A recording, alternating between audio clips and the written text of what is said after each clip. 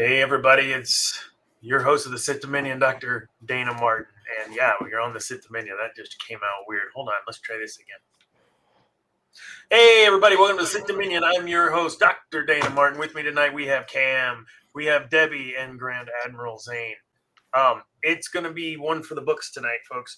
A little technical difficulty getting in, but we are all in and we are all here present and accounted for.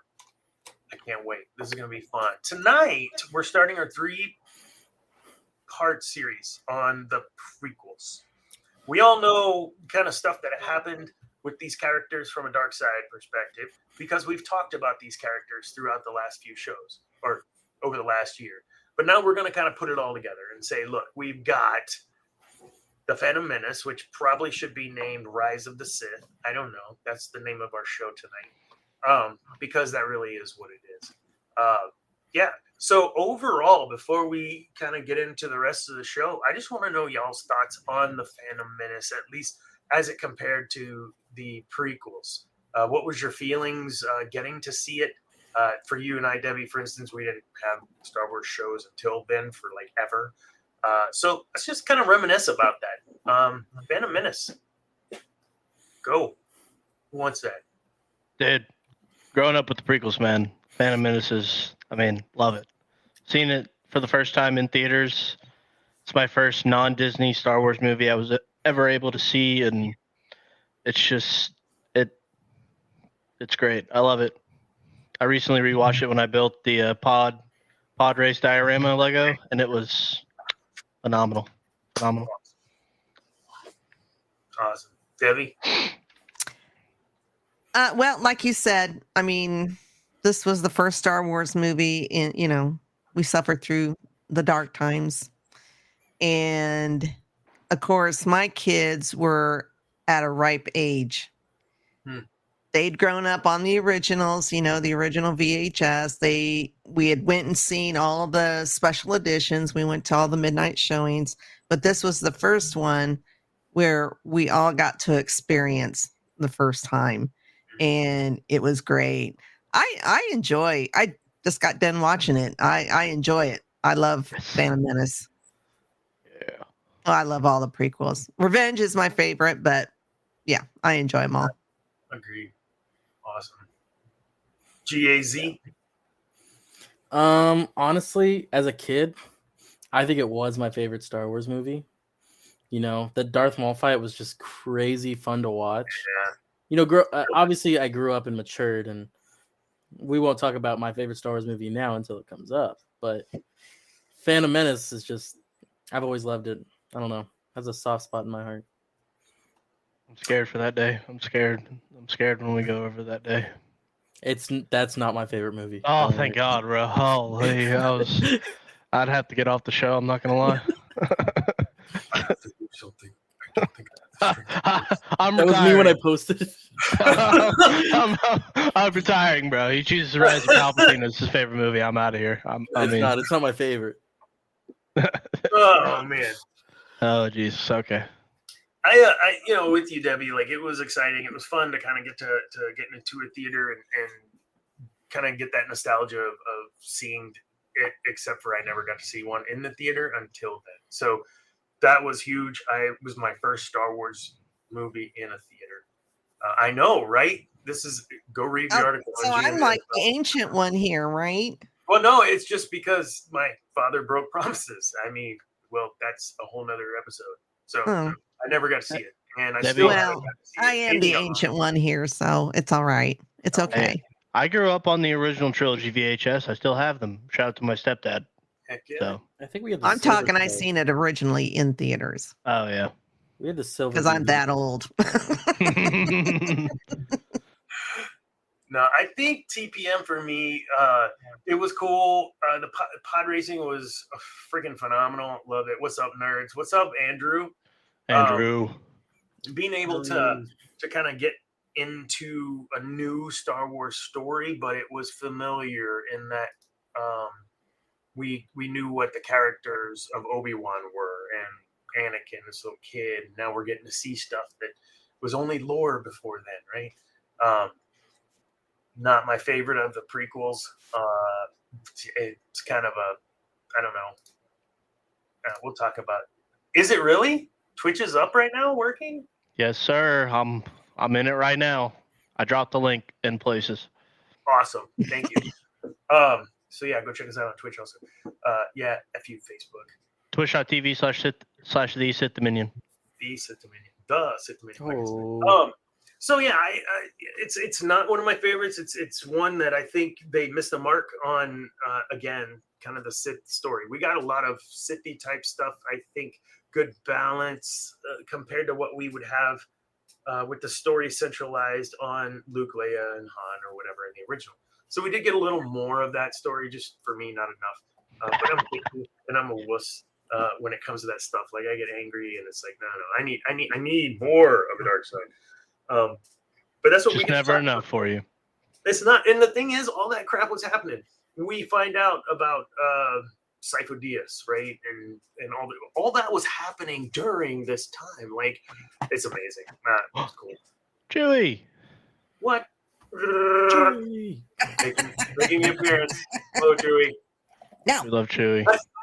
No. I heard you didn't have a good day, Mama. Ow! Smack. How you doing now? Idiot. That's great. Damn All right, cat. so Phantom Menace was a huge deal. Lucas got to do some things I think he really wanted to do in the other movies. Technology-wise, wasn't there, and he's talked a lot about that. And he got to expound upon the story and saga of Anakin Skywalker, which is what it's all about. It's not about Rey. It's not about Finn and what it's about. It really is about Skywalker saga. And the Skywalker saga was okay. My mic sounds spacey. Hey, you think Disney knows that? Disney doesn't know nothing. How's it sound now? Is it still spacey? I think it's still. Let me check. Oh, you know what? I figured it out. Watch this. As long as you don't got that Mace Windu purple on it, we're chilling, bro. Listen. Can y'all hear me now? There you go. Oh my gosh, How's he sounds so good. So just so you know, I have been told that my on-stage singing voice for theater is like smooth, warm chocolate. Okay, whatever. That was kind of weird. So, yeah. No, this TPM's great. Ish. I just think always wanting more, and we did get to see some cool stuff, and we had never seen in live action a Zabrak ever. Dathomir and the witches is all a thing prior to all this, so we already knew about some of that lore as well. I wanted to move on to some news stuff. The trailer dropped for the last trailer, I guess, for whatever that show is. Well, they leaked Skeleton the Mando trailer too. I mean, the whole thing got leaked, so security must have been lax at D23. One of you guys can pull it up if y'all can share screen if you want. I'm gonna grab the. Well, they're all Skeleton camera. Crew. Yeah, it's not great quality. I don't know if it'd be great for the stream. It's hard to understand too, Oh, at least okay. for me. I could go find the link on X or Twitter, whatever it's called, and pop it in chat. People can go watch it. Hold on. Come on, for Pete's sake. Okay. I'll share mine real quick. I got one. We got to work on This that is title, a though, real Jon one. Favreau. What? We got to work on that title for the Mandalorian and Grogu. What's it called? Such a bad title. It's The called that. Mandalorian and Grogu? Yeah. What's it about?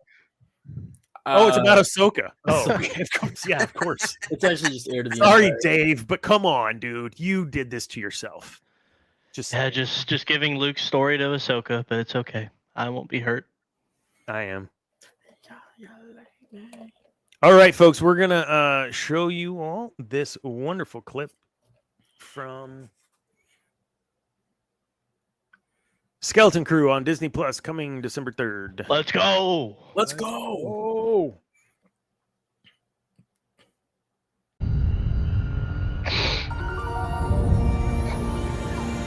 Tomorrow's test will set the course of your entire future.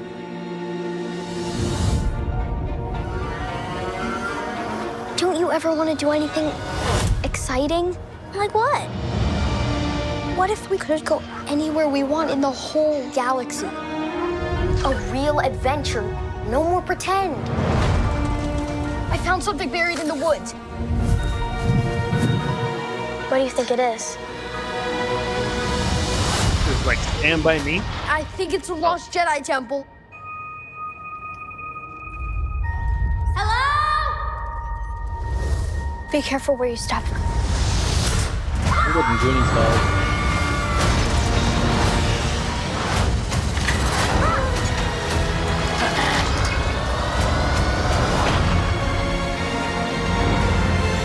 We're lost.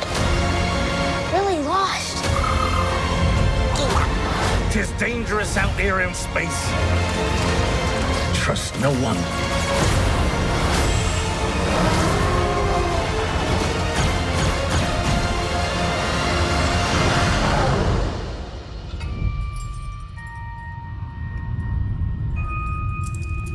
You're a Jedi.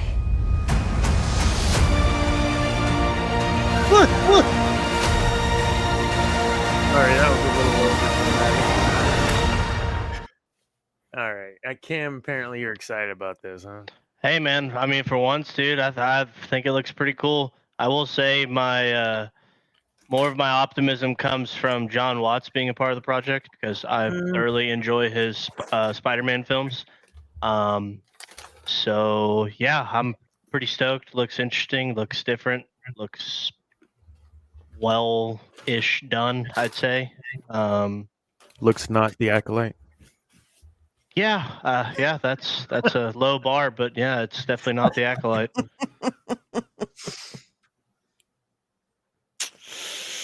Yeah, So none of the producers, the directors have come out and just said stupid stuff. stupid, just coming out word vomiting to the press, but that remains to be seen. And Jude Law. And Jude Law. I mean, I like Jude Law. And people like Carrie Ann Moss and Soul, I can't remember his name, just couldn't save that show, and I hope that's not the case with this. I always hope that, right? But I'm feeling, and I don't know, like, can I relate to these lost kids? And maybe it's not gonna be for me. This show is not written for me. No, it's not. It's a little smarmy with that. No, it's not, Deb. I'm just saying it's for Are you gonna kids. watch it though? Yes. I'm You'll excited like for it. it. It's got Goonies. It's got Lost It's in Goonies. Space. I mean, come on. True. It's for kids. An And then actual show for kids that's So not was- animation. Okay. So was Resistance. But the story's good. We don't talk it looks about good. Resistance. The story can be Overall. good, Dana, and even if the main characters are kids, you can like it. Like Stranger Things season 1 was good. That entire show is I about agree. kids. You That know, whole show Like, is pretty okay, you know? I Yeah. love Stranger Things. Better than Acolyte. amen, brother. Again, that's a low bar, Zane. It is a pretty low bar, but we're gonna keep emphasizing Hey, it. you know how season 3 went. Billy carried it. My goodness. Zane, what are your thoughts? Honestly, I'd just say it's like, it looks very promising. I'd written an article a year ago when we first got word of this and when to this, or when they started working on it, and it was, I just didn't know if there was room in the stable, you know, with all these other things coming, that this would it really hit home with any audience, and I was mainly considering myself and all of us fans, but you're right, it's not for me. It's for another generation, and hopefully we can all agree whatever gets them on board to be exposed to and appreciate the other stuff. I can go with that.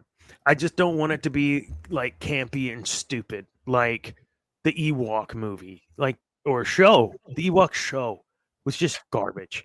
I don't want that to happen. I saw that happen. That wasn't for me. Wait, it was. I was that age. That was for me, and I knew it was garbage. We didn't have anything like that after all those debacles of the holiday special, the Ewok show, Droids cartoon on Saturday morning. they did a couple of things they tried to do, but I don't think anything ever really took, unless I'm misremembering. I mean, No. Well, Appreciate you, Andrew. yeah. What happened? You Try- guys, try- can he's you guys trying not to- share this? He's trying to get us to 100, man. Oh, nice. Appreciate guys- you. Show this on. Can you guys click that? Yeah, I just did. Oh, okay, thanks. I also linked Dana's article. Y'all go check it Oh out. yeah. Look at that. It looks all official. Geek News Now official. So yeah, I don't know. We'll see how it goes. I was a little more stoked about the Acolyte because of the premise. You're right. I'll still watch it at least once and give it a go. I do. I hope it's good, and I hope it does bring another generation. Let's see. Oh, there was one more thing on the outline. Maybe Skeleton Crew trailer. Nope. Okay. All right. So that's it for our news. We are still testing waters and doing some fun stuff with the show. Hopefully. And one of those is that the co-hosts, if they choose this week, they get to do a segment of their choosing. Hopefully kind of aligned with what we're talking about in the show. So for instance, I don't know what Cam's going to talk about. Cam, you have something to talk about? Bro, I'm here to defend Jar Jar Binks' honor Oh, shit. to all. Okay. So we can start with that because I honestly. All right, go ahead, man. Look, man, I loved Jar Jar as a kid, and I love Jar Jar now. I am thoroughly ready for Darth Jar Jar to bless our souls in a couple of months. I think a month. And there are certain. I mean, your boy does not get into power without Jar Jar. Simply does not happen without him, whether you like it or not. Well, it doesn't happen till the next episode, technically, but it doesn't happen without him, whether you want to admit it or not. Little tiny pea-brained fish man. Hey, I think anyone could have filled into that spot. I don't think Jar Jar. well, Jar Jar filled it in. It's canon, brother. Just like Rey's apparently a Skywalker, it's canon, brother. I mean, there ain't nothing we can do to change it. No matter. Wow. Jar Jar Binks is a key, integral part to the prequels, and I will stand on this. Doesn't make him good. One of my Doesn't make him a worthy character. top 3 characters throughout the saga. So hold on, because you like C-3PO. Jar Jar Binks, or because of the importance to the how everything dominoed and went into play? Because of that, or because you adore Jar Jar Binks? I mean, I thought he was hilarious when I was a kid. So every time I think of him, it thinks of a better time for Star Wars for me. You know, That's fair. that your reasoning for Jar Jar is the same reason that C-3PO with a battle droid for a body is also integral to Star Wars. He saved a couple Jedi. Amen, brother. Yeah. But does that mean think that that's a reach. C-3PO with the battle droid body should be in the Hall of Fame of Star Wars? No. Hey. Die, Jedi scum! What am I saying? Yeah, no, come on. It was funny. That's for tomorrow. We'll talk about that tomorrow. Next Tuesday. We'll talk about that scene for sure. I don't know, Cam. I'm honestly, I'm open-minded. What are your top 3 things that you feel Jar Jar Binks brings to the table as far as a character within the meat of the story? And yes, I get it. He was, small-minded and easily persuaded. He's the comic relief, just like the same thing like C-3PO and R2-D2 were the comic relief in A New Hope. Yoda was in Empire Strikes Back, and the Ewoks. I like the Ewoks personally. No, not it's like Jar Jar, not everybody's cup of tea, but I mean, he plays an integral part because, like, Babu Frick, Rise of Skywalker, probably my favorite thing out of that movie. You know what I mean? Like, I like the comic relief because when I watched Jar Jar, I was a small child, and he made me laugh. And I mean, sure, could anybody have been filled in? Yeah, but like, I mean, he's a cool character. They don't flesh him out as much in the Clone Wars as other people, but I mean, he's around there. You kind of know his presence is around. But I mean, Palpatine simply doesn't come into power without Jar Jar. So, And you had to have that comic relief because of all the political stuff in this first movie. Now, personally, when I was watching it with my kids, I found him annoying, but now I laugh every time he's on. The kids thought he was funny, and that's what he was there for, the kids. Mm-hmm. And you had to have something to break up all the political seriousness of it. It is a very heavy movie if you really understand what's happening in those moments and the depth and breadth of the midichlorians or whatever. All of these things for us, you, Debbie, right? Like we've waited for this, and now it's all weird. But I understand your point. There's this kind of immensity to these moments, and you kind of need to be brought out of it. And I guess him putting his face in the connecting ray was funny. I laugh at that, but well, and two, like I don't know how important it might be, but like, when Qui-Gon makes contact with Anakin and he kind of reports back, and he's bringing him back to the ship with Obi-Wan. Obi-Wan says, "Did we pick up another useless life form?" In referencing their encounter with Jar Jar earlier, and it's like, well, no, this kid's probably the chosen one, and in the end, Jar Jar is not a useless life form in terms of the story. So, it's an interesting kind of parallel there. Oh man, yeah, that just hit me. Who brokered the peace? Who brought them together? Actually, between Naboo and the Gungans. Wow. Yeah, and it's pretty. I mean, it's one of the more interesting species set pieces. I mean, it's the first one that everybody sees. You know what I mean? Like live action too. So, Zane, what are your thoughts? I just think they overdid it with him, and that just makes him a bad character. And I don't think there's anything wrong with saying that. I think it's valid that he did do some things. But, I mean, it's just... No joke, really. He did some things. I just noticed your name. Fantastic. I just think he's, a bumbling idiot, and I don't think we needed that in Star Wars. So when we were watching The Acolyte, those first couple of episodes, and I said I made up a drinking game, and it's like getting Yord every time. He's just an idiot. I had that game growing up too, and it was fucking Jar Jar. Every time he just was stupid, like to where I literally was like, I cannot handle even on screen looking at the incompetency. I just am enraged, and I want to throttle him. Whew. Maybe that's the dark side talking. Don't listen to me. No, it was definitely the alcohol. No. So we had a shorter show last week. And I started on that bottle of wine literally 5 minutes before we started the show.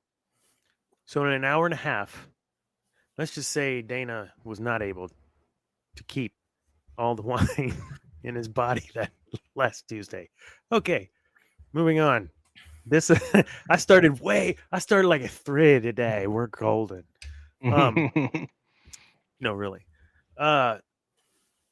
Awesome. Anything else on this Jar Jar? I too am looking forward to the Darth Jar Jar, seeing how they play with that in the Lego. I'm not gonna lie to you, dude. That project's probably gonna be the best Star Wars project we've gotten since Mandalorian season 1. Not gonna lie to you at all. I'm looking forward to that. I might watch it twice.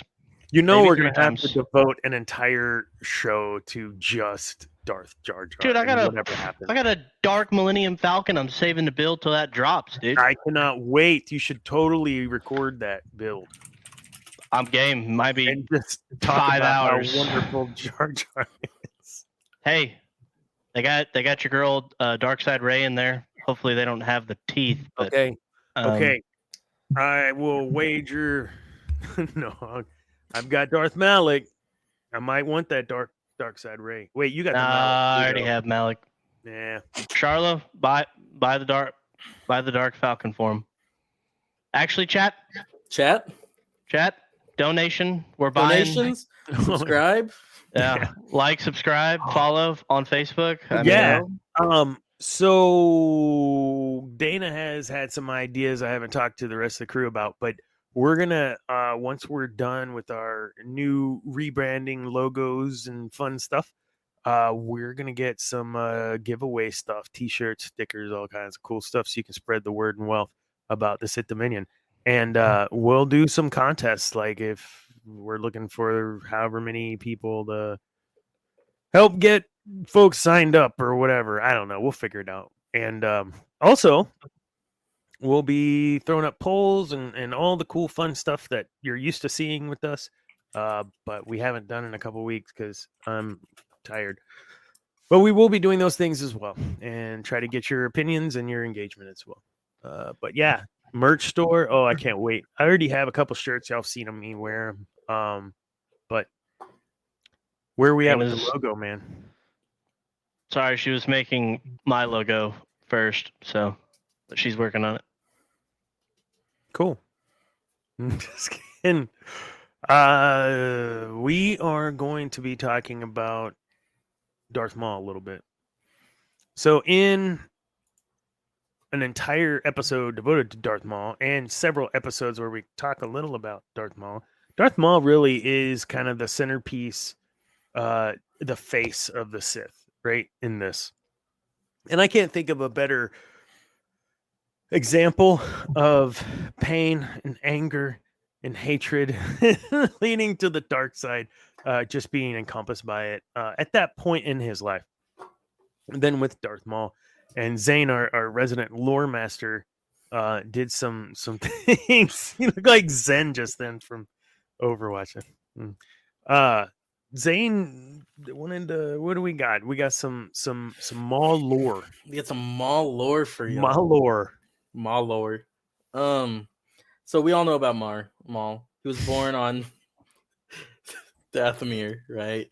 And fun fact about him, although he lived with the Night Sisters for a bit, he wasn't raised by them. In fact, less than a year after he was born, his mother actually encountered Palpatine and begged him to save Maul from being a Night Brother, which, if you don't know, is just a slave, basically. Mm-hmm. So after Palpatine... Hey, hold on. For those that don't know, Night Brothers are slaves too. The Night Sisters. There we go. Okay. There you go. The witches. Good evening, Josiah. What's up, Josiah? Hey, what's up, brother? What's up, brother? So basically, after Palpatine could sense the Force, he's like, screw it, I'll take you in.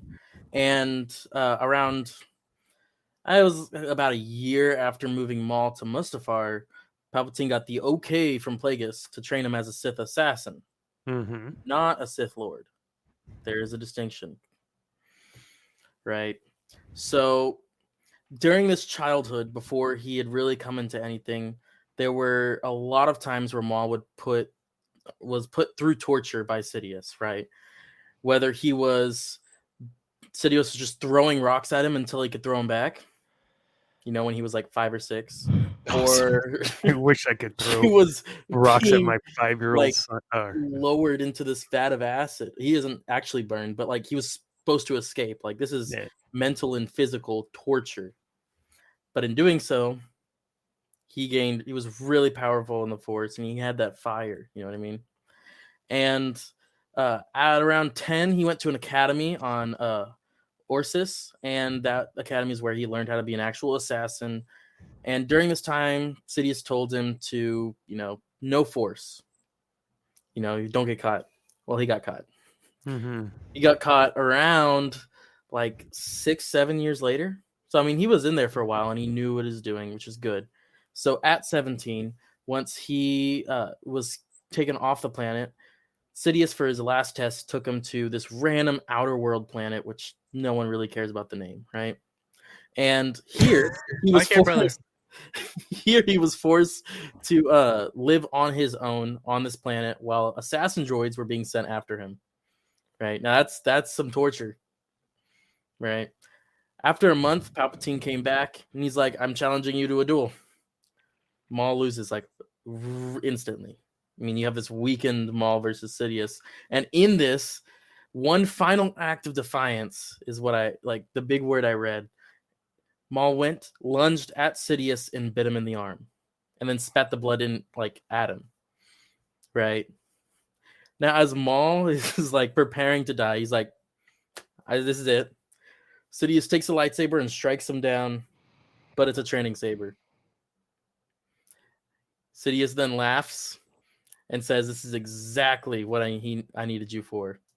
And this is what, like, this encounter right here is where Maul grew to hate Palpatine, right? Mm-hmm. Which basically fired the rest of his entire history as a Sith Lord.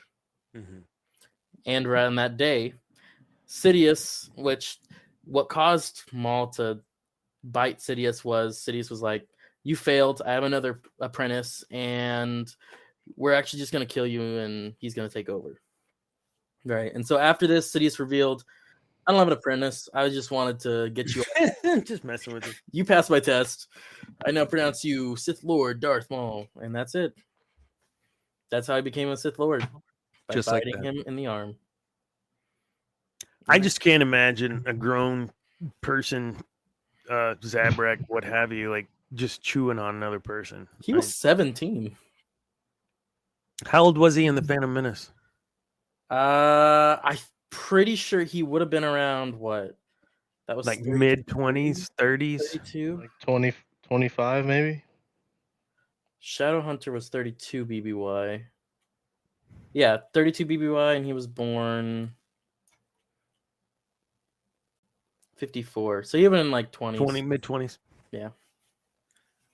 So in Phantom Menace, you got this mid-20-year-old Zabrak that's just been trained as an assassin without the Force, and now you've included the Force. Do you believe Palpatine was pretty damn confident with Maul as his apprentice? 100%. I don't think Maul accounted for Qui-Gon or Obi-Wan. And so I guess my biggest question has always been, if he was able to sense the future so well, Palpatine, and foresee these things, how is it that, like, why would he not have, I don't know, I don't think he anticipated like Obi-Wan killing Darth Maul. Is that an agree, or do you disagree? Anyone? That wasn't part of the plan. So then the question becomes, at the end of Phantom Menace, there's always two. No more, no less, whatever, blah, blah, blah. And they're looking at Palpatine, but at that point, does he already have Dooku? Or is he alone? I think Dooku shows up in between Phantom Menace and Attack of the Clones. I don't know if you could see him, but I thought it was a Fate of the Jedi or Tales of the Jedi. Yes, thank you. Was it Tales of the Jedi or Tales of? It was Tales of the Jedi. Tales of the Jedi. Yeah. He turns. I mean, he was already going down that path, but he turns kind of when he hears about Qui-Gon. Qui-Gon's death. He turns right there at the beginning because, he confronts Yaddle, and of course we don't see Yaddle. Oh, yeah. In episode 2. Mm-mm. He had been doing little small stuff for Palpatine, though, right? Before that, before he officially turns. Right. So it seems to be a little bit of a pattern that almost before the immediate end of one apprentice, you already got someone lined up ready to rock. If you're the master. And he's only using Dooku until Anakin becomes of age to where he can really use him. And so this is something I just don't know. And maybe in the novelization we get more of that. I haven't read any of the novelization of the movies. But does it speak to Palpatine meeting Anakin? Does he believe he is the one? Does he feel the way that some of the Jedi do? Or is he like, I'll just keep an eye on him, I'm not sure? Or does We he will already watch know? your career with Mm. great interest. Right. If So If we're Because the talking Sith have their legends, own version of the chosen one too. Mhm. and so- yeah. go ahead. I was Say- gonna say, if this is strictly legends, like I'm pretty sure it was confirmed that Palpatine manipulated the midichlorians and Shmi Skywalkers. Was that No. not? Was that No. the canon one? There That a comic was strip that has it. like a It was in the comics, either legends or canon. yeah, it was a vision that Anakin had. But it's And it was kind of like you know how the Indians have like their spirit vision quest things. That's what this was for Anakin. But it was like all his fears coming, you know, for him coming true. But yeah, even the writers of the comics said, no, that's Okay. it was just his Anakin's vision, or Vader's vision, I guess. I got didn't you. Plagueis visit Tatooine looking for Anakin after when he learned about, like, he felt something in the Force, right? When he was doing his experiments and fails and whatnot, and then the Force counteracts with, you know, Anakin. Legends, of course. I'm fairly certain that I don't know. It's been so long since I've read that book. Yeah.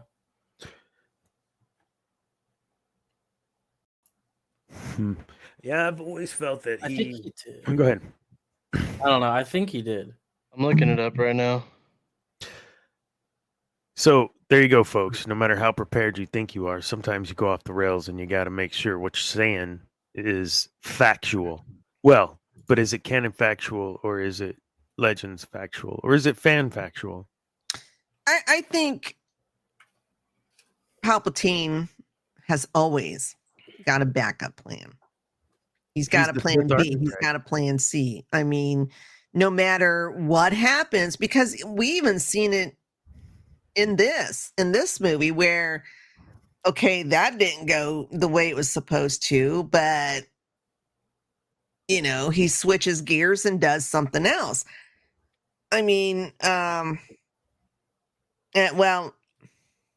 I don't know if he was just playing the Neomodians, but you know, there were several times where he says about Queen Amidala about, well, this is a strange a move for her. It's too Even aggressive. for her. Yeah, that's right. Yeah, you know, so I don't know if he was really thinking that, like, what the hell is she doing? This isn't like her, or he was just playing the Neomodians. Who knows? Can they You don't do know that? with that guy. You just don't You know. don't. And okay, just sidebar for old Ian McDermott. I mean, that dude just kills that role. Wonderful actor, a stage actor, amazing. Character actor. He's great in Dirty Rotten Scoundrels, comes to mind, several movies. But yeah, having him reprise his role, how important was that to you? And I'm going to ask, this is just Debbie, how important was that to you that we had the actual Emperor back? I thought it was great, but here is the funny thing, because, you know, of course my kids knew, right? Because they grew up on this stuff. Mhm. But there was people in the audience, like during Qui-Gon's funeral, and Yoda says, you know, always two there are, no more, no less. And Mace is like, but who was killed, the apprentice or the master? And it pans right over to Palpatine, and then you can hear people behind us going, well, I wonder which one it was. Who was it? And I'm like, it's in front of your face, people. And my kids are looking at me like, did they just say that? Well, in all fairness, the first version of Empire did not have him as the actor. It was woman actress, Right. and it was done up But all. they changed it in the special edition. They did. So. They did. But it's just like people didn't. Yeah. I mean, his name was Emperor Palpatine. Yeah. How could you not Palpatine, make the Emperor connection? Palpatine. It's the same thing. Yeah. Look at this picture. Yeah, it's a trash can. Look at this. It's a rebel insignia. It's the same thing. No, I really appreciate that. I think when we have an opportunity to look at the lore from different generation, looking at everything, but from a different generational perspective, because you guys grew up on it, you knew who Palpatine was the moment he walked in, right? But yeah, a newer generation may not have known that, and maybe, oh my gosh, is that what? No doubt, once episode whatever 4, 5, 6 comes along, and somehow he returns. But sorry, Cam, I had to do that. No, he doesn't. Anyways, well, that was good. Maul is one of my favorite characters. I think we did a show, and we even said we could probably do more shows just on him and different parts of his journey. His journey was sick. I love the whole he's Cephasus and he's having to roll the stone up the hill. Pretty Prince Jr. talks about that, and he knows that's his role. Like he gets to a point in his journey where he's like, I know what I'm supposed to do, and this sucks, but I know I got a part to play. You see that with him and Ezra. Oh my God, like all of that bit, which isn't a part of the Phantom Menace, but man, all of that stuff with Ezra. And then of course his actual end, as far as we know, with Obi-Wan. I'm just gonna hold off on the whole Black Sun stuff. I think that isn't it the Black Sun, the criminal Crimson organization? Dawn. Crimson Dawn. He works at the Black Sun, I thought. He took down the Black Sun. Is that what it was? I don't know. I knew that there was a connection between him and the Black Sun. And no, he didn't have a connection to Corsac. Anyways, I think that's a cool piece that could be explored. Do you think, and we'll leave this because it's not really Phantom Menace, but at the end where you had Kira talking to Maul, do you think that was just a ha, and there really isn't any meat to it, that there may be some other movie, series, limited run something with Maul, Kira, Han, who knows? I think there would have been if it hadn't got the backlash that it did. Yeah. Which is sad. I hope because now I see people, on Facebook or Tickety Talk, they're just now watching it. Yeah. I think, and they're like, I don't understand the hate, because it's a fun movie. It's a backstory. It's an origin story. And then when you get that little surprise there at the end, it's like, holy shit, this is going to be great. But no, we don't get that because, it was the Last Jedi. It suffered from the Last Jedi backlash, and then being released, I think, between Deadpool and something else too. And I think when it was released in May. Yeah. And Last Jedi came out in December. It was just so close together for my taste. Yeah, when you have a movie that shits on your hopes and dreams, you really probably aren't looking forward to the next film. Especially when people wanted, Han to, Harrison Ford to come back, for some stupid reason or whatever, even though it's a prequel origin story. But the casting was cool. I don't know. The casting was good. He did a good job. I hope they don't do this deep fake garbage nonsense with the Mandalorian stuff. How would Darth Maul work though if we were to see him? Because they had the original actor play him physically. Great part. They had Whitwer vocal. Place him. I feel like that'd just be a little more difficult. Yeah, well, but not in the first one. It was Rey's voice in the first episode, in the Phantom Menace. No, it was not. Are you sure? It was not. It was somebody else. I can't remember the name. He didn't. What's his name? Didn't take over until it was animated. Right. Sam Witwer talks about it because he says for the animated show, he took the other voice actor. I can't remember his name.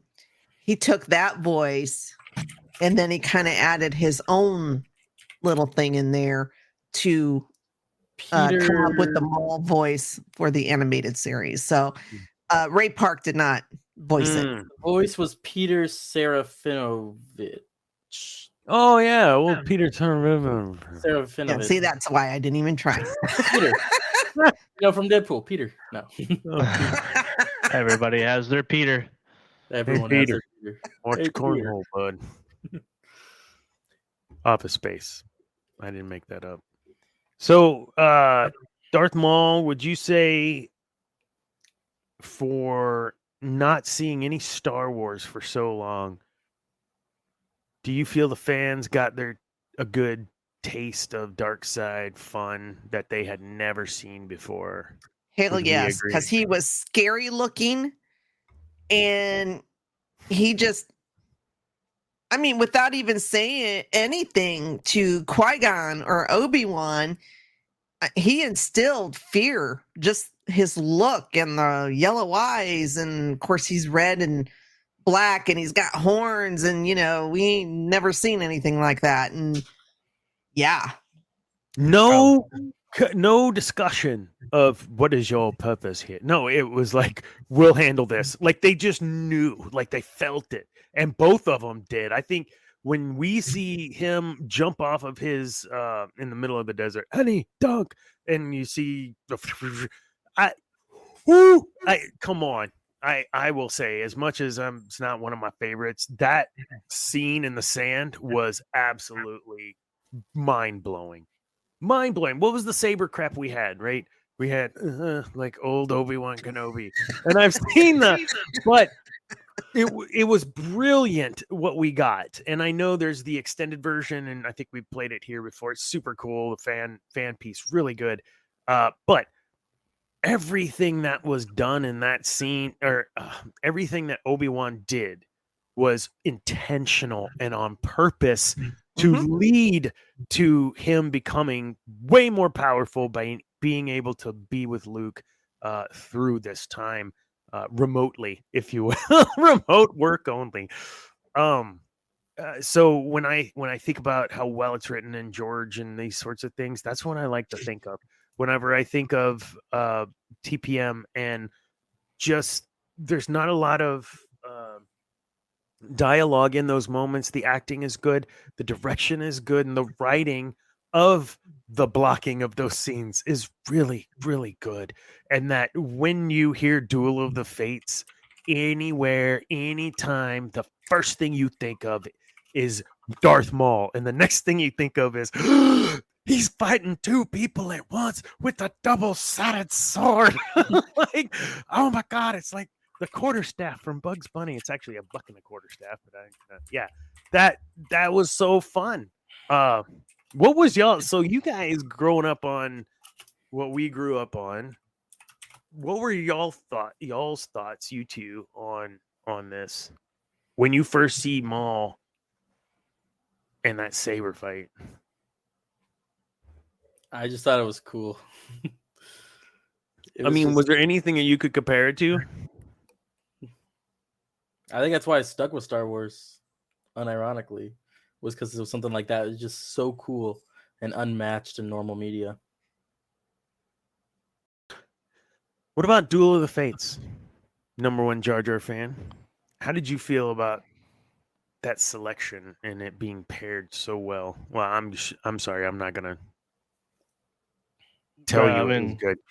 I mean, when the other side of his lightsaber ignites for me, every single time, even to this day, it sends like a chill down my spine, even though I know it's coming. I mean, it's just no words, just they're throwing hands. Like, no words need to be said. The door opens, he drops his hood, they look at each other, and it's all just on from there. And I love every single bit of it.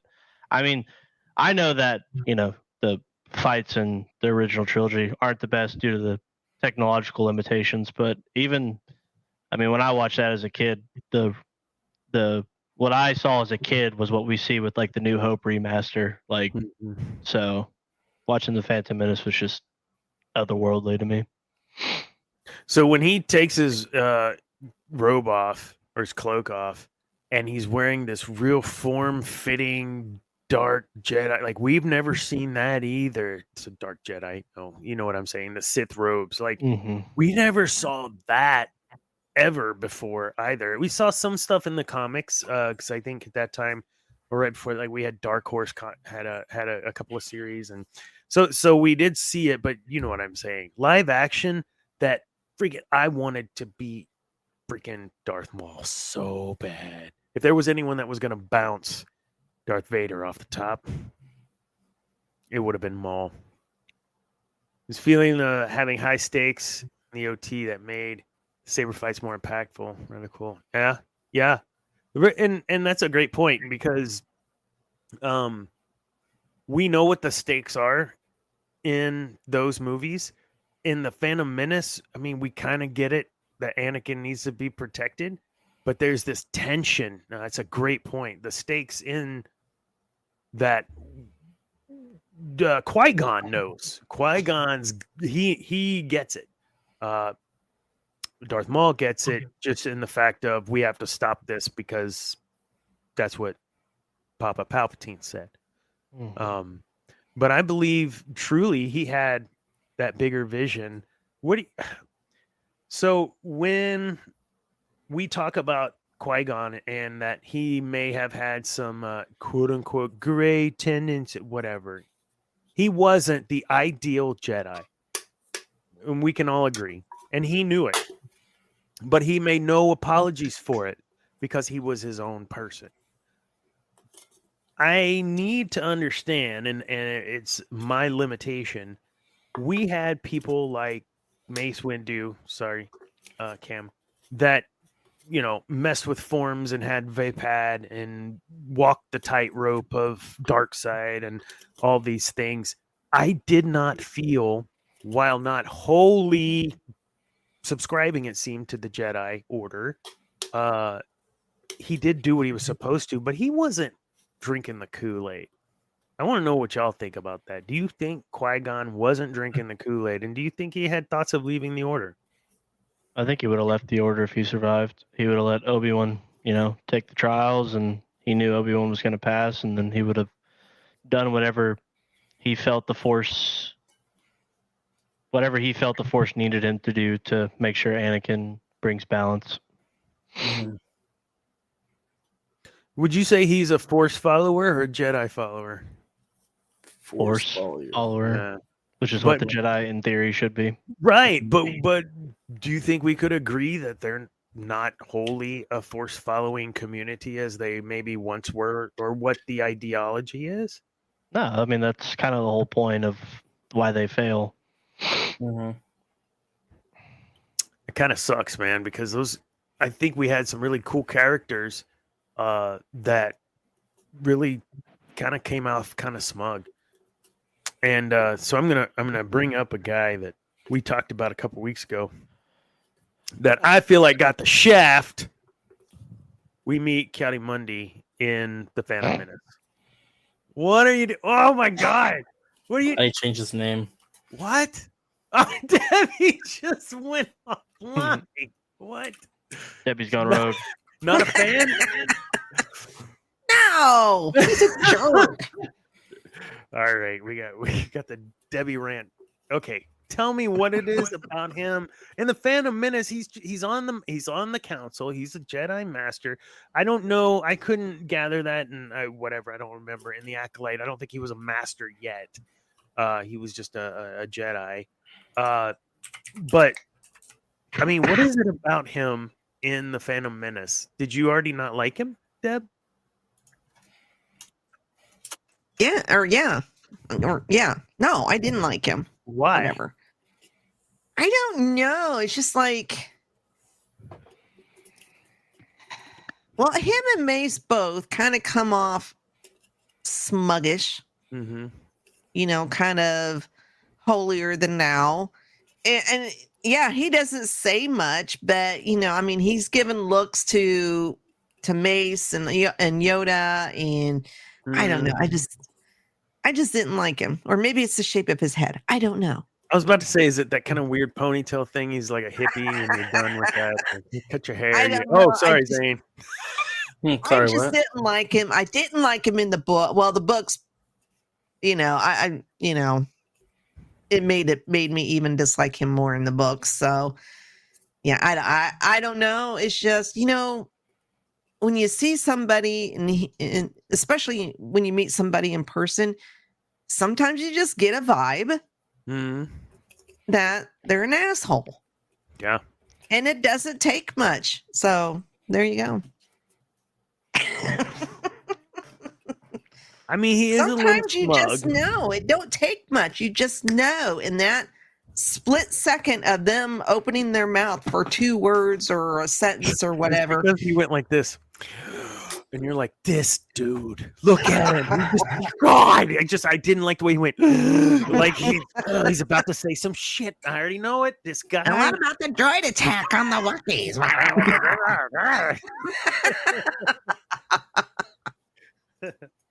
I don't know. I just didn't like him. Sith in 1,000 years. In a middle millennial. Yeah, but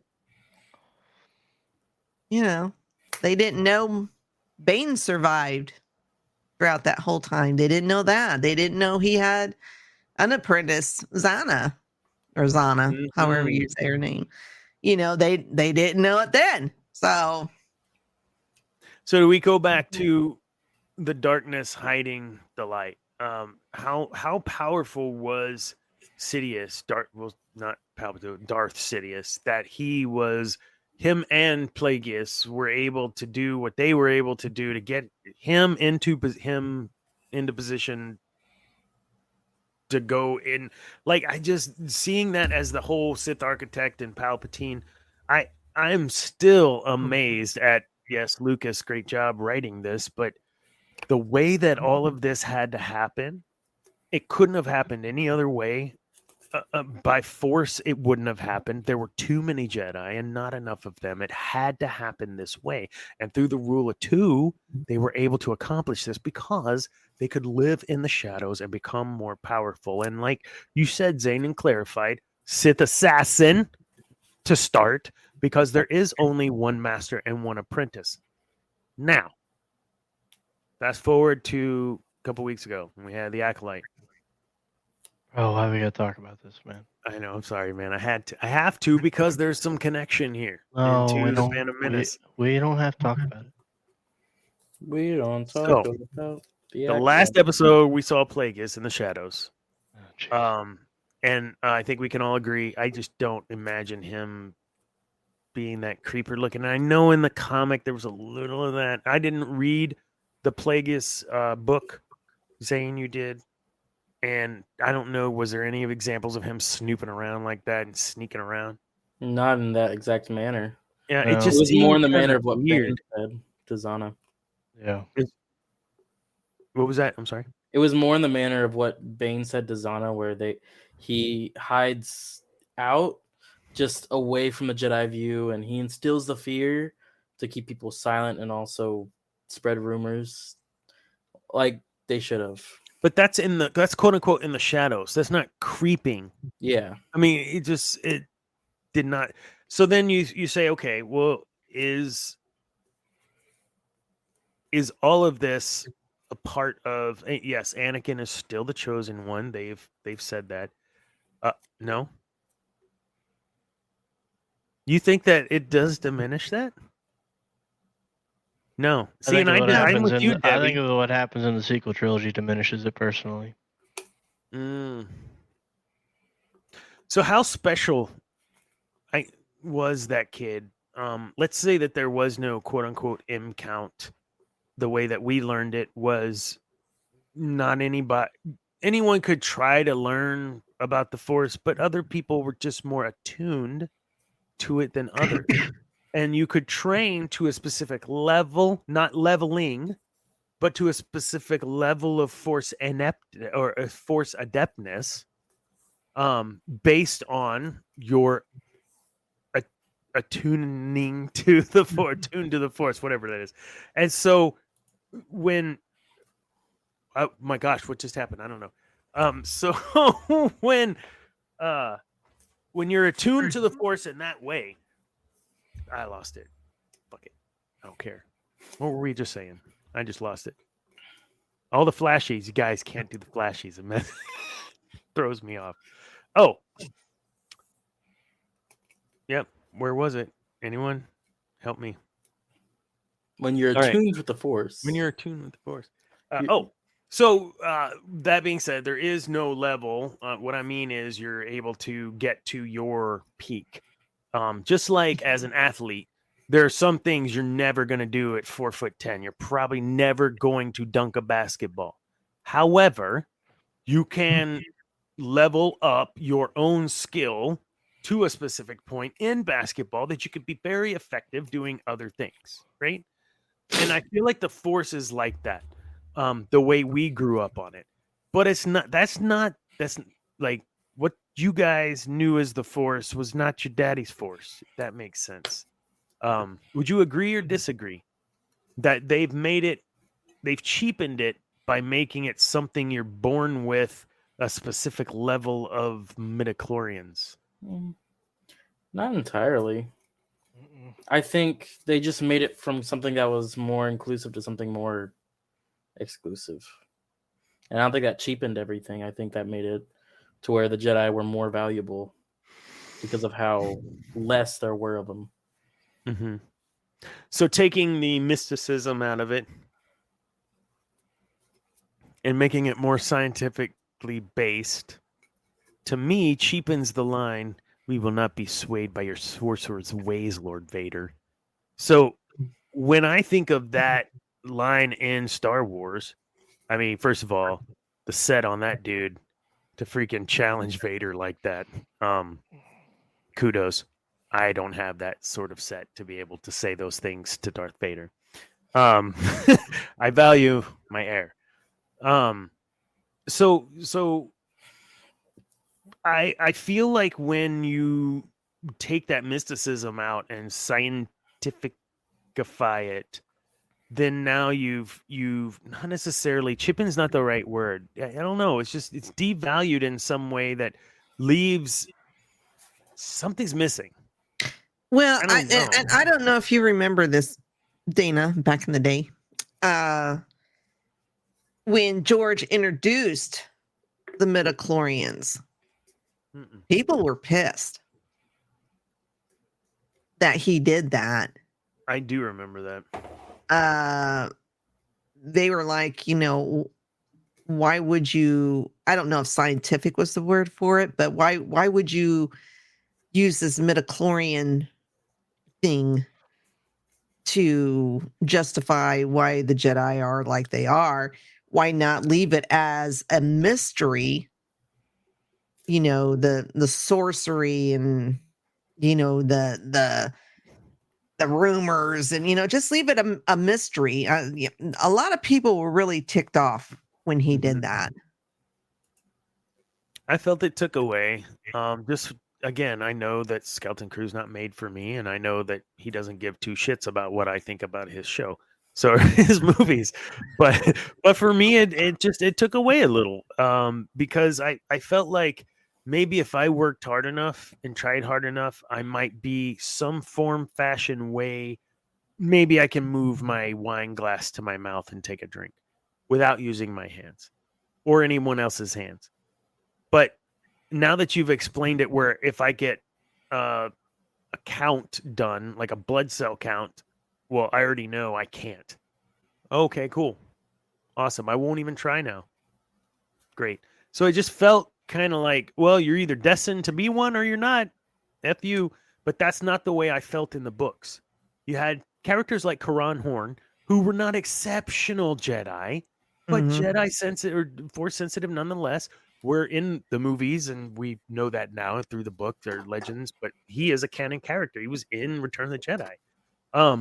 The people like that were Leia was super power, but it's not trained. Like, so she could have Leia Poppins, whatever. We're not talking about that piece. We're talking about that, please. just the stuff in the books where she was Oh, trained as a Jedi, and sacrificed a lot. Anyways, I digress. It just seems that when you introduce that piece, it changes things, and then you start to look at how do you fill in the gaps. Why is Palpatine so powerful? Well, the first story we got, like you said, Debbie, about this midichlorian stuff when it came out was, oh, well, the synth kyber crystal helps with this attuning to the midichlorian and helps his pseudo midichlorian count, which is why he's so powerful. Shut up. Like, he's just a badass. Just let him be a crazed, mad Sith Lord that wants to take over the freaking universe. Why can't you just have that? Why? Yeah, not everything has to be explained. Leave it a mystery. That's what I'm trying to say. But I wasn't saying that. Thank you, Debbie. That's why I'm here. Holy cow. I'm getting pissed. And I don't need to get pissed. It's just, Keep I it going, like keep it Phantom going. Menace to a point. What happens is when we see misses, it's frustrating. And I really think that's a miss with the midichlorians. But more so a miss, and this will be the last point for the Phantom Menace for now. I really feel like while they brought in the hard to see this boy's future, lots of pain, like all the things that the Jedi were notorious for doing, making decisions for others. What do we believe that the Force, the dark side of the Force with Palpatine was such that he really did hide his intentions, hide who he was, hide so effectively? Was he that powerful, or were they just that heads up their asses? Combination of both. Yeah. Yeah. I mean, hiding in plain sight. Come Yeah. on. Right? I mean, they were having meetings with this guy. I mean, on a daily basis, but practically. But I think the combination of once the Clone Wars starts in the next episode, then they're just so spread thin Mm-hmm.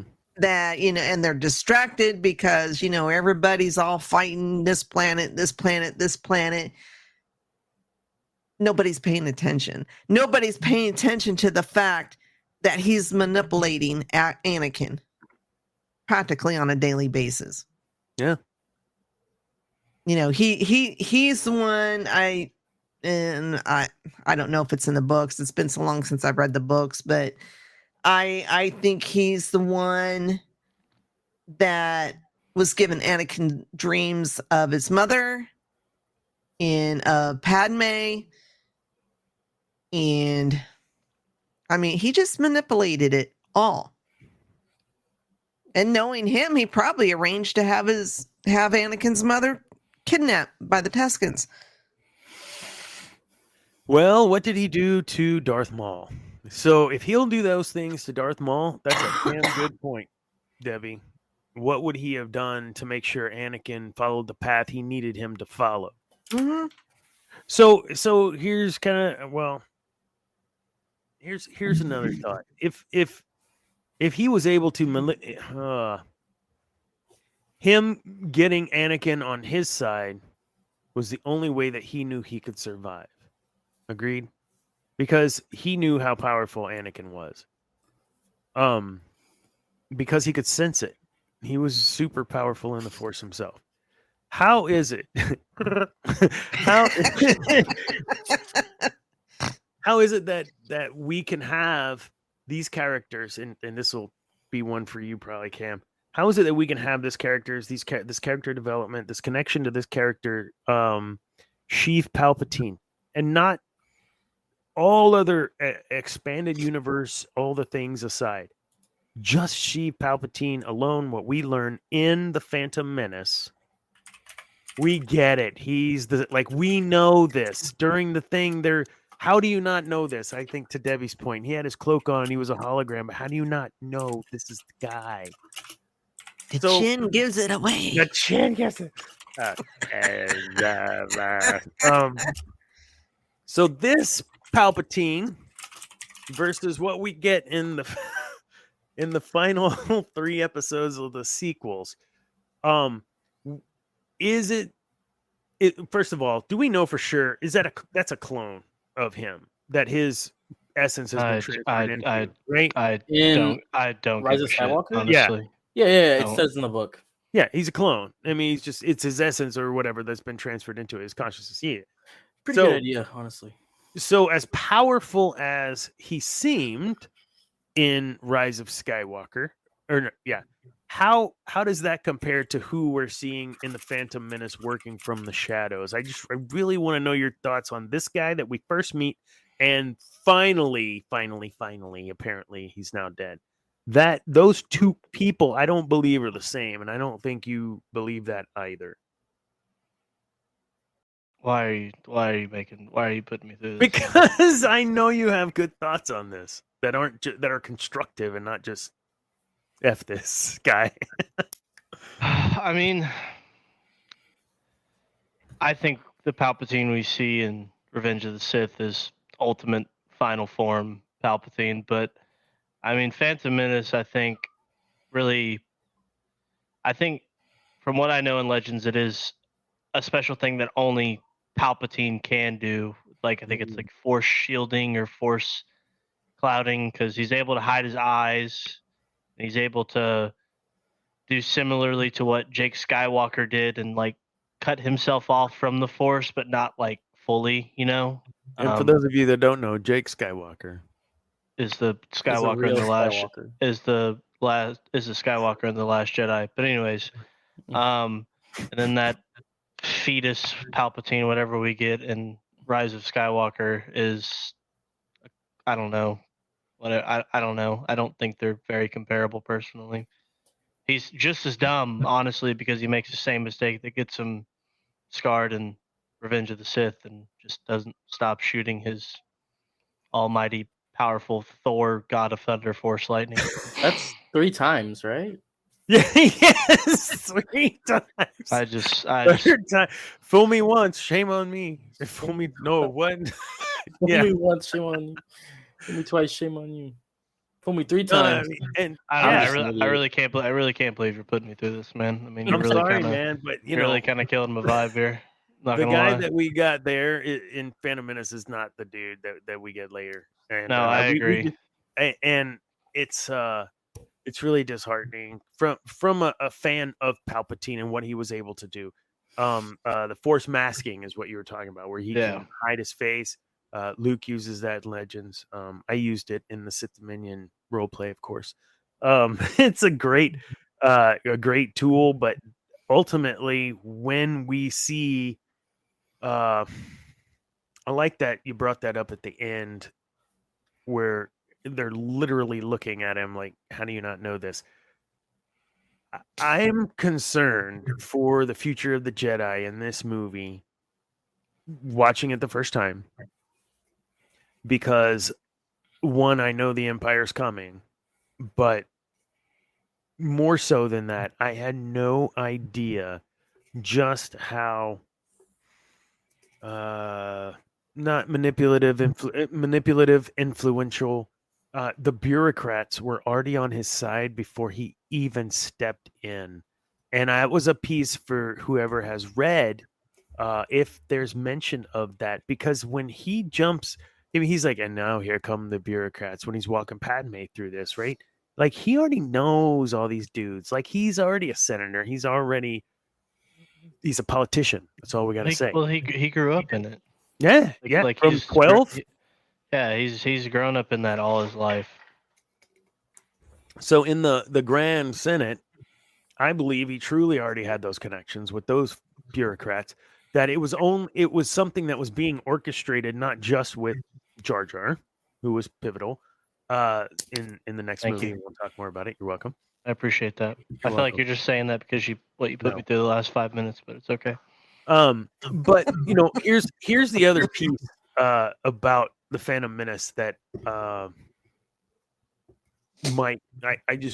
want us to tread a little lightly and what? No way. Guess who's gonna be our guest next week, y'all?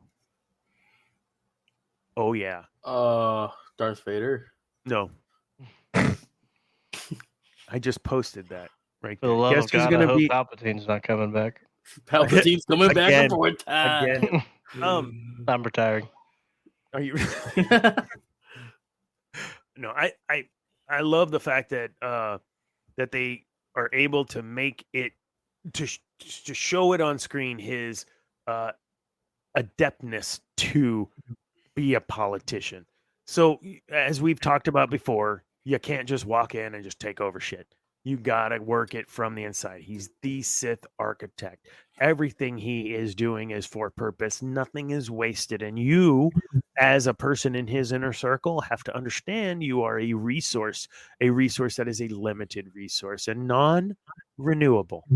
Okay? So why? I hope everything's okay. But Madison, if you're watching, you can't call me because I'm in the show. I hope you're okay. So I hope that makes sense. I mean, we have talked about it before, but I think just even more so, it's evident his ability to not just infiltrate, like become a part. He was a part of the system, an integral part of the system. He made himself a part of the system so that he could totally like upend shit and turn tables.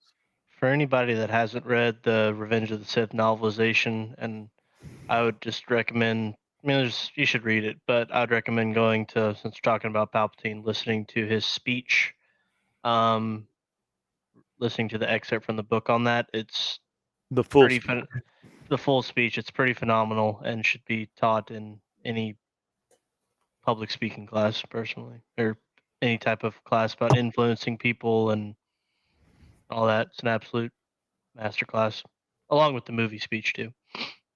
He had some help writing.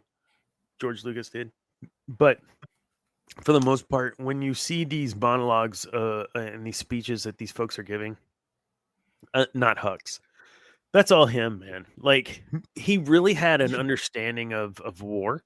He had a great understanding of government, of politics, of the mythos, and how all of that intertwines. And yeah, I mean, you've got the SS being the model for the stormtroopers, and actually even calling them stormtroopers. You've got the samurai look to Vader. The list goes on. But he understood this, and the inner workings, we've mentioned this, of the politics of Star Wars are what it was really about. It was, yes, the Sith taking over, but it was their empire. And then you had all these other systems that didn't want to participate. Sounds like a civil war. Oh, yeah, that's what it was called, the Galactic Civil War. It's just a brilliant piece of writing. As much as we've talked about this, and in the beginning and pre-show, I was talking some shit about TPM probably being last on my list, but you guys have made some great points tonight. And I think I might have to come on board and say maybe it's not the worst one. Maybe next week will be the worst one. But dude, have you seen some of the lines that he cut from the prequels? Like It's some of the sad. dialogue he cut is some of the best dialogue he's ever written. Literally, the dialogue he cuts when Obi-Wan goes to ask Padme where Anakin is probably the best dialogue he's ever written. Really? And he cut it from the movie. there was And the whole there was dialogue in Attack of the Clones Mhm. between Anakin and Padme that was cut, we and he talked went about with the that last sand episode. thing. Yeah. I know there was a scene in Of course, rough. I think it was Revenge of the Sith that was cut where you had Bail Organa and or maybe it was Attack of the Clones. No, I don't know. It was one of those two that was a deleted scene where you had Padme, Bail, a couple other Mon Mothma all gathering, talking about, hey, this is something bad shit's going on, and we need to fix this. Mon Mothma. Oh, I hate that bitch. There was sorry, man. Wow. Look, What? listen. Man, Listen, the I got fuck? some angst. What the We'll talk about Mon Mothma when we get into episode 2, 3, or 5, 4, 5, and 6. I got some words for her. She can, She can what? She can you what? know, we'll talk No about doubt. it then. You want to Hey, see are we- Dana go off like, and I love all Star Wars, whatever. But this one, No, he doesn't. she has doesn't love got it to all. take a flying He leap. doesn't love it all. Stop Look, eating. I'd Stop. eject her non Leia Poppins having ass out into space and then see what happens. Watch her eyeballs explode. All right. Well, nobody should be Mary popping whatever in space. That's a I'm stupid Mary thing. Poppins, y'all. Ryan Johnson, you imbecile. I hope you're having a terrible day. No. Awesome. This was great. One of the pieces that I'm gonna have us work on, us collectively, is some more engagement for you all out there, to where we can have some polls and things. We can do that within here. I just don't know how to do it yet. And have you guys involved. Like, do you really think that Jar Jar is the best? I think he's ridiculous, but are you with Team Cam or are you with Team I think Grand he's. Admiral? I think he's pretty great, personally.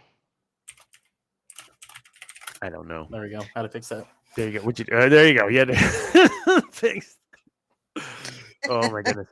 All right. So we'll wrap up TPM, but from the Sith perspective, there was a lot going on. We just got a little taste. We talked a little bit tonight about what they did. No, he's not joking. He's not joking. He's not joking. He's not joking. Janae's Listen to the going to be our beginning of this guest next after. week. We'll talk about whatever she's got going on. I think there's some cosplay stuff. I'm not joking, Janae. I'm not joking. You're gonna have to really. I hate Ryan Johnson with a Yep. I don't dislike very many people, but he is I top think she's 5 talking for about Jar me. Jar. I think she's talking about Jar Jar. No, I'm not joking about that either. I love Jar Jar.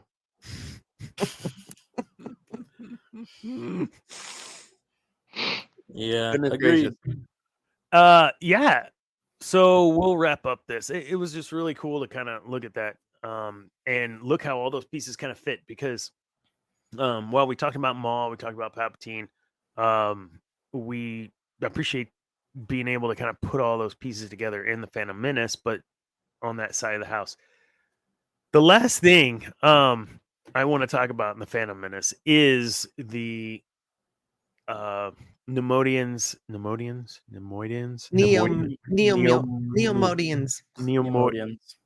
Whatever. All right, Modians. yeah. Neo, like Keanu Reeves. Modians. Shout out to y'all for trying, man. All right, keep trying. I'll keep trying. And the blockade. So when we see this, we know that Palpatine is working this, right? He has to work this angle so that he can get the sympathy vote, and then we know like what he's doing and why he's doing it. Is that Chewie? What is? He just Yeah, I poked her butt and she. there we go.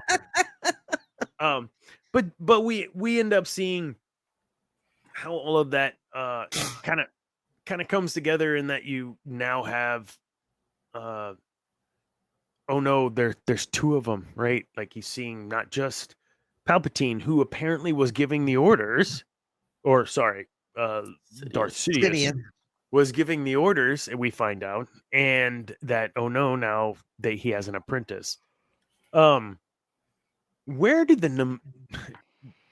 they fit in his whole plan, other than literally like a pawn for him? Where do they fit? There literally isn't. There's army though, right? Because they're part of the Trade Federation. Like that is them. Mm-hmm. Well, It was the Geonosians had the army. setting things in motion is what it was. Yeah, I don't think it's that deep, honestly. No, you think it was just, this is a chess piece I need, and so whatever happens, but I need you here right now. Mm-hmm. I don't think he anticipated the longevity of what's his name? What was the head Pneumodium guy? Viceroy. Viceroy, yeah. Gunray. New Gunray. Yeah. By sword I ain't gun gonna race. switch it up. I don't think he anticipated that longevity from him. I think he thought surely he would have already had himself ended, unlived at some point. Man, Anakin really loves killing him in the Revenge of the Sith Oh, doesn't he? novelization. Oh, you can see it. Oh, it's better in the in the book. novelization, it's And even then more. in the book, it's better. Yeah, Hmm. Much better. much better. He likes that. Yeah, Couple lines in there that are pretty good too. He doesn't get it yet, does he? I'm guessing in that moment he doesn't get it that he's being played too, right? No, he thinks it's going to be some big payoff. Oh my Yeah. god! Look, But the dark side, folks. he liked it though. He liked enjoyed killing every single person in that room. Yeah. Because they were behind Padme's assassination, at least in his mind. Oh, that's true. Multiple attempts. Multiple attempts. So Attack of the Clones, we'll wrap it up by going, yes, he was, how old was Anakin in Attack of the Clones? 19? 19. 10-year time skip, I think. So 10-year, he was 9, 10, or whatever at 19, 20 years old. Whatever this the Phantom Menace. 9 years old in Phantom. So I'm gonna talk something crazy here. Padme, he saw her and he says, are you an angel?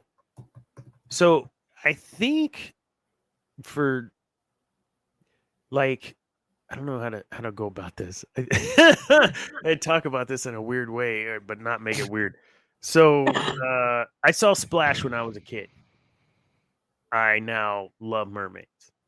I think mermaids are awesome because Daryl Hannah was awesome. And the movie's ridiculous, but it was fun in the 80s.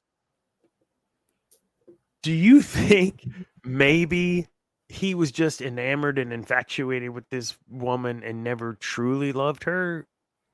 Or I don't know. I felt like he kind of that teacher student thing, an older woman, like he sees her and like this girl, like a babysitter when you're a kid. I don't know. I felt like that whole bit was a piece of the dark side in him too. That you're 10 years younger, like she's an adult, you're a child. She's not gonna look at you the same way, and you hear that in the dialogue in Attack the Clones. Do you think that played into it too for him? And do you think Palpatine had a way of trying to keep them together? She was only like 5 years older. Yeah, there's than only him. a 5-year difference. Really? I think when he was she's- 9, she was 14 or something like that. Yeah. He was 9, she was 14. Oh, Only 5 years. I don't know why George just did make them the same age. I think making Anakin a teenager in Phantom Menace makes the story more interesting. Makes him even Personally. older. That too True. makes it kind of less weird. so who knows who Dengar, the Dengar with the white. the bounty hunter. He is in Empire Strikes Back, and yeah, he has like it's not like a turban, but he does wear a wrap because he's in the desert a lot. He actually is apparently in the Phantom Menace. He's in the pit crew. He's one of his friends. He's one of Anakin's friends. Really? Now, look that up, Lore Master. So, and if that's the case, and if that's true, holy cow! What a random tie-in to the Skywalker saga. Of once again, you have someone in the history of the Skywalkers. You had Dengar. You had Greedo. Dax. No, not Dax. What was his buddy from Tatooine? Deleted Fister? scenes. Huh? Fister? What are you talking about? Biggs. Sorry, Biggs Darklighter. Someone who is a part of his story on Tatooine, who's a part of his life on Tatooine. Luke's ends up whatever. And now we have Dengar, part of Anakin, literally on the bridge of the Executrix with Darth Vader. Anakin's got like they were in the pits together, and now they're in this thing together. And there's pieces of that are interwoven that I don't think a lot of folks really get all that. What Weird Al song, Janae? If you're still on. Seriously? What? I'm not seeing anything about Saga? him. By Weird Al? Oh, long time ago. There you go. No. Yeah, I got you. She's talking about Yoda. What? Yoda. No, Oh. no, that one's terrible. Dengar. Maybe it's not Dengar. I know Aurora Singh or whatever is. Yeah, she. Yeah. She. Up there watching. All right, we'll figure that out. Dengar in. What was it? The Phantom. All right, we need to do better prep, Dana. I will say Greedo was in the Phantom Menace. I'm pretty sure he had a street fight with him. Yeah, that it's a deleted scene. Mm-hmm. All right. Well, I can't find it right now, but I will. But apparently, Dengar's there. And if he's not, just tell me. I'm an idiot. I'm not seeing anything. Fine. All right, that's it. We're You could done. be with right. TPM. We're gonna be done with TPM. One last thing though. The pod race. Just it's not dark side, it's not light side, it's just a pod race. How cool was that? I hadn't seen anything like that. And then the game came out, and going back and revisiting it now, it doesn't age well. But at the time, oh my god! And then One of the few games I was actually pretty good at. nice. Back in Did the you? We had Dave and Buster's. I don't know if you guys have Dave and Buster's, kind of adult arcade, restaurant and arcade. And they would have that pod where you're sitting in Anakin's pod racer and you're, all the things. Dude, I pumped money into that machine, man. It was I just fun. had the Nintendo 64. Uh-oh. Something happened. That's all right. Please. Two more things for the uh-oh. Fuck. Man, y'all making me seasick again. I don't know why he's That's like, Dana. I'll be right back. I'm not even touching my mouse. I didn't do nothing. When I say two more things. So last thing, I know I said the last thing, but there was one more point. When you have Darth Maul and you have him split in half, I want to know if you were like, oh my God, that was awesome. Or was it like, oh shit, that dude was badass and Obi-Wan just kicked his like, what were your thoughts as like the moment he sliced him? But you got to know he lives because he trains Luke. But like, what are your thoughts in those moments whenever he takes down Darth Maul? I mean, it was awesome that he got sliced in half, but then you're pissed because he was like the coolest thing you'd seen in forever. So it was kind of a love-hate thing. Yeah. Number one Jar Jar fan? I agree with Debbie. Verbatim. Jar Jar hater. Not gonna be a hater. Boo. No. Woo. Boo. Woo. I thought it was just really cool. I don't know. I thought that whole scene was cool. Granted, verbatim what Debbie said, it was kind of sad that we weren't going to see that character again, as far as we knew. Mm-hmm. Yeah, at that time. So moving into Attack of the Clones for next week, I want us to start that conversation now. We have a very large gap in what's happened, and we're filled in a little bit, but not a whole lot. In the novelization, or is there another book that takes place in between the Phantom Menace and Attack of the Clones? I can tell you in 2 seconds. The reason I ask is because there is 10 years that pass in that time, roughly, or 7-8 years passed during that time. There's I don't know if there is any, because it says what Rogue Planet, Outbound Flight, and Approaching Storm. Outbound Flight was a Thrawn book, right? I'm pretty sure it was a Zon book. So Mm-hmm. I brought that up last week. There's some I know the new canon's done like cool comics with Anakin and Obi-Wan, kind of expanding that relationship more, and Anakin's trauma growing up in the Jedi Temple. But everything that I'm seeing here for novels for canon has nothing in between the two. So we don't know truly, other than what may have been mentioned in episode 2, what has occurred between episode 1 and 2.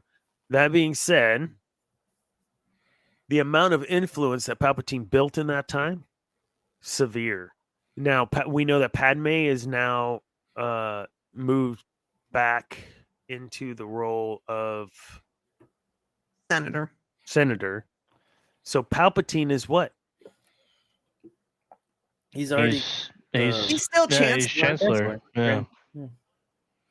She becomes senator because she was queen. That's right. She was queen in Naboo. Her term had ended. She became senator when Palpatine became Supreme Chancellor. Essentially. Which didn't occur till Attack of the Clones, and that's what we're going to be talking about next, right? No. He was already Chancellor. It was giving Chancellor those powers. Mm-hmm. He had Chancellor midway through, or maybe more than midway through. It was TPM. the vote of no confidence for Chancellor. Yeah, Attack of the Clones, he didn't have to take stuff to the Senate and all that to enact, like, making the clone army and all that. You know, they just are trusting in his leadership to do that. So awesome. Okay. Wow, that was a lot. And we probably could have still talked some more. And we can talk some more, but we're not going to talk more about the Phantom Menace here. We're going to move on. Thanks for the conversation, though. This was super cool. I can't talk enough about Maul. I think he's just a brilliantly written character, a character that is someone that's relatable. At some point in your life, you have felt like Maul rolling that damn rock up the hill. And, yeah. So, what? Sorry, about to say something. No? So we'll go ahead and close out this segment talking about TPM. Next week, we will talk about Attack of the Clones a little more in depth. We get Count Dooku. We'll bring in Tales of the Jedi and kind of that transition. There are important things that Dooku says to Obi-Wan about, I wish your master were here now. I sure could use Qui-Gon's help. Or I wish Qui-Gon was here now. I sure could use your old master's help. And we get in the Jedi, Tales of the Jedi, that relationship that Obi-Wan and Dooku had, Qui-Gon and Dooku had, which makes it, to me, even more sad. The whole kind of tragedy of Qui-Gon, really. Dude, Dooku's standing in front of that tree when Yaddle comes up and talks to him, and it gets me feeling a certain type of way every time. And then you know at the end what ends up happening, right? He didn't even go to the funeral, man. Like, we'll that's talk wild. about that next time. That's crazy. And I believe it's going to be a good session that we have next week, because we will talk about emotions a lot. About emotions. There's a lot of emotion. Love, joy, freaking anger, hate, killing, murder. There's so many things that occur in Attack of the Clones, and it's my least favorite movie. But there's a lot to talk about from a dark side perspective, so we'll do that. Folks, if you're not in the Discord, about 10 minutes after, we'll kick up Discord tonight for the first. We don't know what's going to happen. We'll just kick it up and go live and just talk. So join the Discord live tonight. If you don't have a link to our Discord server, then you need to join one of our like and follow. Just liking doesn't always work, but following does. On Facebook, we need at least 100 followers so we can broadcast there tonight. Thank you for checking on that, Cam. We got some actual Twitch rocking right now, apparently. Mm-hmm. And God, I don't think there's anything else. I hope not. It's late, and I know it's like really late for Debbie. It's almost like you're gonna turn into a pumpkin. It's like midnight. Us old farts have to go to bed. So next week we will be talking about Attack of the Clones. We will take it like this perspective, where we're really hammering on the Sith and the dark side and what's happening and the things that we can embellish on and engage with you all. So next week, be looking for a couple of questions and follow us so you can get those questions and get your comments in. And yes, we do post the comments as they come in. Mostly, I think there was a whole lot of stuff from you. Who was that? Who was it that came in and did? Andrew had all kinds of stuff, and I wasn't keeping up because I was rattling my mouth. So we'll talk about all that next week, and Janae will be on our show next week. Yay! From Geek Gauntlet, she's been on, right? And I don't know what else, but we'll have her on. That's it. Geek Gauntlet. She's geek. It's gonna be awesome. Super fun. So join us on Discord. If you don't have the link, you need to hit us on one of the social medias, and we will send you the link. Anything else? Any party shots? You got any gigs coming up, Zane? I think I have a gig August 23rd at 7 p.m. $5 cover fee. All you have to do is just, instead of going to that gas station and getting that big Red Bull, just go straight there. And it's at Hudson's on Mercer Street in Dripping Springs, Texas. Nice. Highly recommend it. With Thomas Babiak in the 30 rack. Nice. Debbie, what you got going on this week? Thursday I'll be on Cantina Happy Hour over on Geek News Now YouTube channel. Geek News Now official. Sorry. And we are doing Star Wars hot takes. Oh no! I might be on there. Oh, Cam needs to jump on that. I know Andrew has put some stuff on Facebook and X, and I might put something on the community thing on YouTube and see if we can get some stuff on there. And then anything, anybody in the chat, whatever their hot take is. I saw Zane's and fell to my knees at Costco just through just everything that was in my hands. But we're not going to talk about it here. You're going to have to go watch the episode to find out, maybe. Yeah, he should go watch Cantina Happy Hour and listen to Zane's First Amendment right. Oh my gosh. I missed that apparently. I cannot wait. No, it's okay. Don't worry about it. All right. So yeah, next week we'll have Janae. We'll talk about Attack of the Clones, and be on the lookout for some merch type stuff. All of that stuff kind of gets floated in the Discord server first. So if you want first crack at that kind of stuff, jump onto our Discord server, but you're not going to get that server link unless you hit one of us on a DM on one of the socials. TikTok has been scrolling the whole time. Great job, team. What's Facebook? Oh, it's at the Sith Dominion. What about YouTube?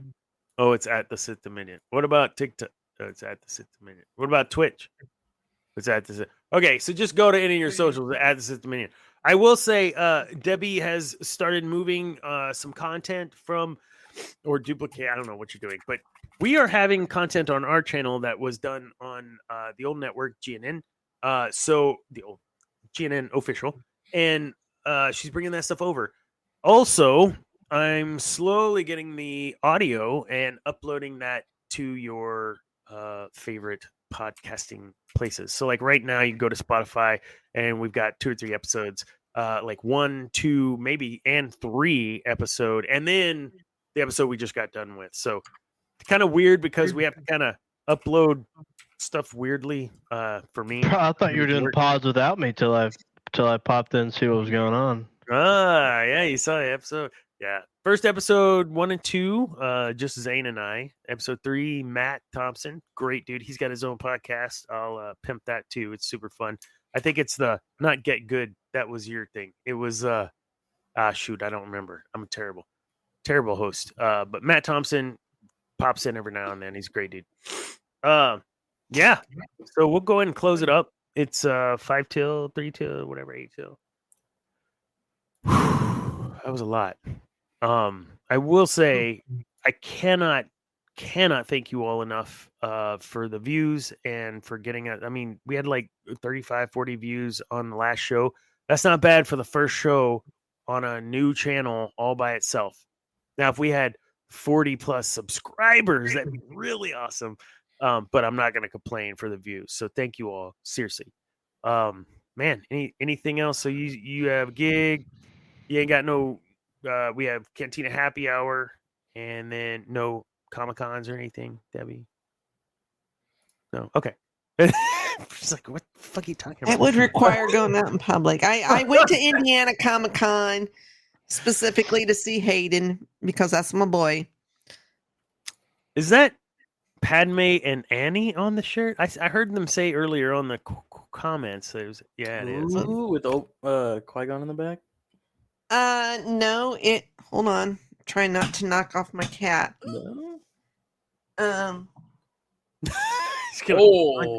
I can't say. Oh, Maul. Ooh, Maul. See, why didn't I wear my Darth Maul freaking jersey? There goes the tax write-off. It is tax write-off. Yeah, I don't know. I couldn't decide whether to wear my Darth Maul one or since we were doing Phantom Menace, I thought, Yeah. Well, and we talked about everybody in that shirt. So even you, Debbie. Get it in the shirt. Okay. Cam, what do you got this week? Any championships? Any sports? Softball's over. I'm playing golf with my dad on Saturday, and tell Dana he needs to golf with me. I know. I'm out of town this weekend. Sorry, brother. Starting next weekend, I'll be back. Hey, man, it don't get dark till 8:30 here. Yes, true. So how about you skedaddle? We go to the course and play about 5 o'clock. We'll work it out. Tee time's till 5:30. Oh, yeah?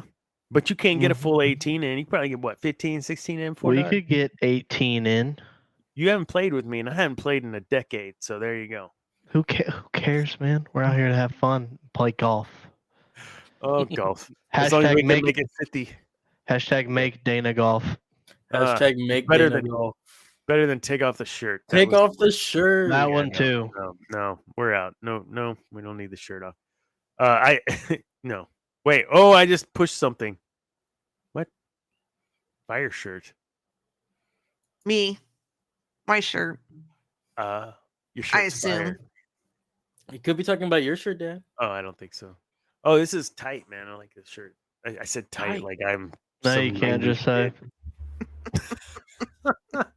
We are just wasting time. You guys had a great time tonight, clearly. And it seems I drank this bottle of wine a lot slower than I did last week. So the longer the show, better off Dana's going to be with the bottle of wine. I cannot thank you all enough for the views. As I stated, I cannot thank you three enough for your help. Debbie, for everything you're doing with getting the content switched over, etc. The Discord server, Jar Jar Hater, and the boost, extra boost on our Discord server, Cam. Thank you, sir. Yes, sir. We do it for Jar Jar. Do it. No, we don't, but it's okay. We're done. All Okay. right, folks. The ability to speak does not make you intelligent. Qui-Gon at his finest. Love it. Great job, son. All right. I mean, retort? No. That's his a good first, one. he has bad takes too. That's what the first minute's for. Awesome. All right, folks. We'll see you guys next week. We'll take on Attack of the Clones from a Sith perspective. And remember, kids, that peace is a lie. There's only passion. Join us on Discord. We'll see y'all. Good night.